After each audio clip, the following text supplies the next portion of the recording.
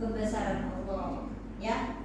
Nah kan dia beda kan, tangan menjadi kekuasaan, ya.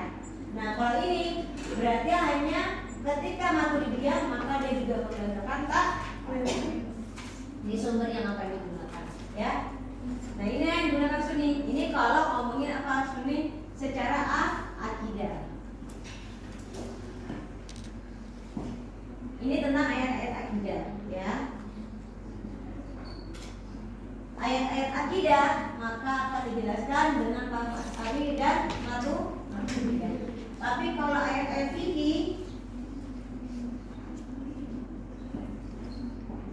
bersumber dengan menggunakan mazhab apa?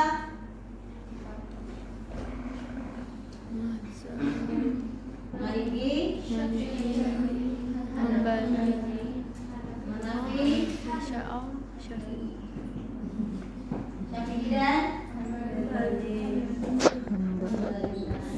Oke. Jadi kalau nanti ngomongin gini, kitab tafsir, misalnya kitab tafsir Al-Qurtubi, dia bermazhab Sunni, ya. Akidahnya kalau ngomongin akidah, maka yang akan dijelaskan dengan cara Asy'ari dan Maturidiyah. Tapi kalau udah ngomongin ayat Malikiyah, ayat fikih, karena Al-Qurtubi bermazhab Maliki, maka dia akan menjelaskan dengan mazhab Maliki. Masih kategori apa berarti? Sunni. Oke. Nanti ada lagi misalnya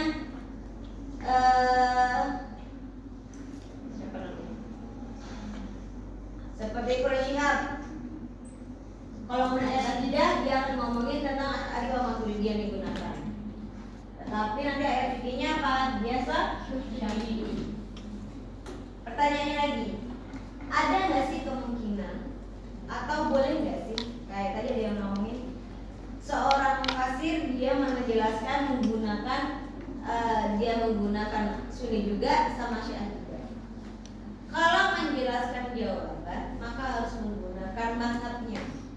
Misalnya Sunni berarti Sunni saja. Tetapi itu kalau ngomongin akidah ya, akidah sama. Tetapi kalau misalnya menjawab tentang persoalan sosial misalnya atau politik misalnya gini, kepemimpinan, interaksi antar manusia, ya kan, bagaimana dengan tumbuh-tumbuhan, maka boleh ketika kita ada seorang mufasir dia bermazhab Syiah, ternyata jawabannya atau cara menafsirkannya adalah positif, tidak melakukan kezaliman, maka boleh dimasukkan. Seperti misalnya kita bikin apa ya namanya?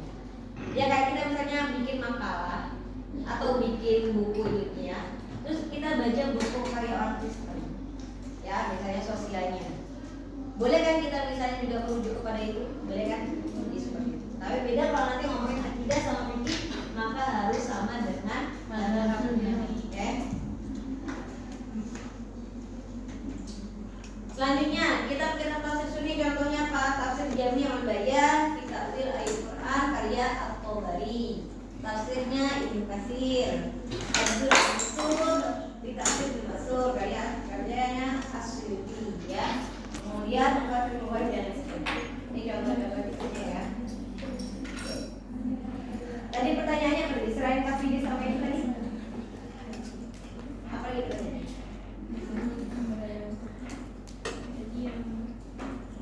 Ada yang jawab?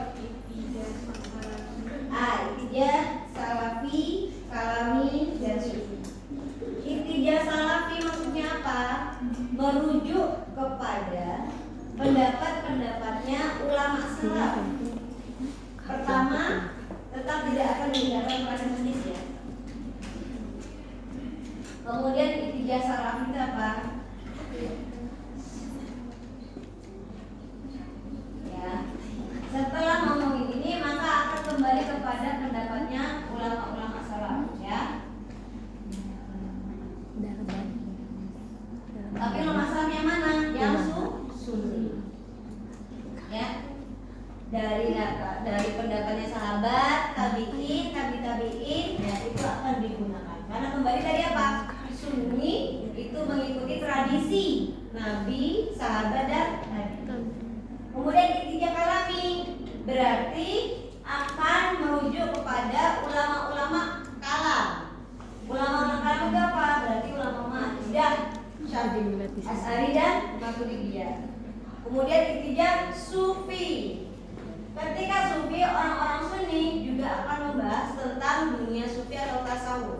Jadi kalau nanti akan membahas tentang ayat-ayat tasawuf atau permasalahan tasawuf, maka merujuk kepada ulama-ulama sunni. Ya, bisa dimengerti? Oke. Lagi tadi pertanyaan apa lagi? Yang belum dijawab? Yang tidak tadi pertanyaan?